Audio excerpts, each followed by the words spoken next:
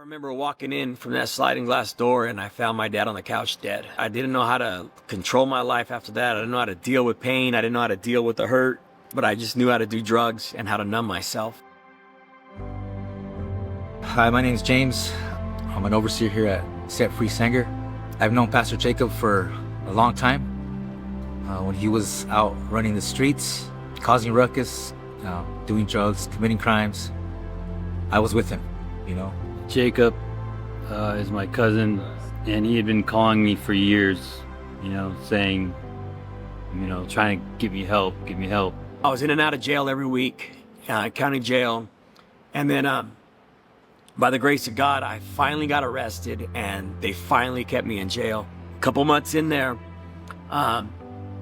she come see me, my baby's mom, and I finally was sober. I had a clear mind. It was in there that she told me, you're doing to our kids what your dad did to you. Was broken. And I got on my knees by my bunk bed and I just cried out to Jesus. I said, God, I know you're real. I need you to change my life. I don't want to live like this anymore. And God started to work in my life. I had a little a little prayer time with the Lord, and I was like, man, whatever you want from me, I'm all yours. I want to serve you for the rest of my life. I was running from this gang member who was gonna kill me. I would fantasize about waiting outside, where I used to live by the dumpster, and I would fantasize about him walking out and unloading my clip into his body. Fast forward maybe about 15, 17 years, I'm still running around in and out of prison, strung out on heroin and fentanyl, crystal meth, involved in gangs, stealing cars. I ended up getting trained up to be a pastor. I ended up planting a church. We planted a church about 7 years ago. We started with a team of 5 and like $500 in the bank. We had a van. We'd go pick up homeless, bring them to church, preach the word, feed them. And one day, I'm at Sanger Park. I see this guy walking up with a couple other guys with boxes of food. And the girl that I used to be with, I tell her, hey, I know that guy. And she goes, oh yeah, that's Pastor Jacob. Man, that guy ain't no pastor, dude. I used to run around with that guy. And at first I was like kind of sketchy because I know Jacob. And I was like, nah, what's he got going on, But I start talking to him. He tells me about Set Free. He's a pastor now. He got the ranch. If I'm ready to get sober, hit him up. We would roll up in our van and we were like just talking to the homeless and the people that are in addiction and like, what's up, man? You ready to change your life? He goes, hey, fool, you ready to change your life? Him telling me, are you ready? Are you ready? Are you ready? And I thought about it for 2 seconds, and there's part of me right here saying, no, I'm not ready to change my life. And then there's this little still voice on the other side that says, you do want to change your life. You are going to change your life. God was right there with me. 2022, I went to the Blue House, the men's home, and I asked if I could come in. Nobody was there because it was 4th of July. So I just left, and that same night, I overdosed on fentanyl. And I said, I'm getting high one more time though.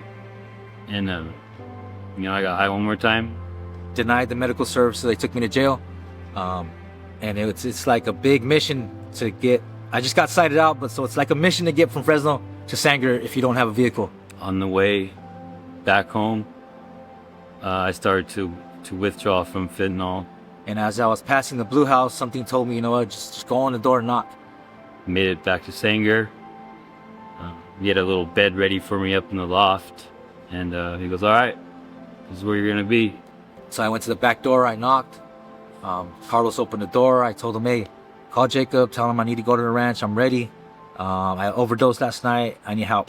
And I'm just terrified this whole time, I'm terrified. And they called him, and Jacob was just like telling Carlos, I could hear him a little bit on the phone, make sure you keep him there, don't let him leave, don't let him leave, just don't let him leave. Without Set Free, without this program, I would be dead. Straight up, I would be dead. Jacob has, seen something in me that I never saw in myself, and he, little by little, he start putting a little bit more responsibility in my lap, helping me figure out what I want to do with my life, and helping me get trained up to also be a pastor one day. For the first time ever, I know what I was created for.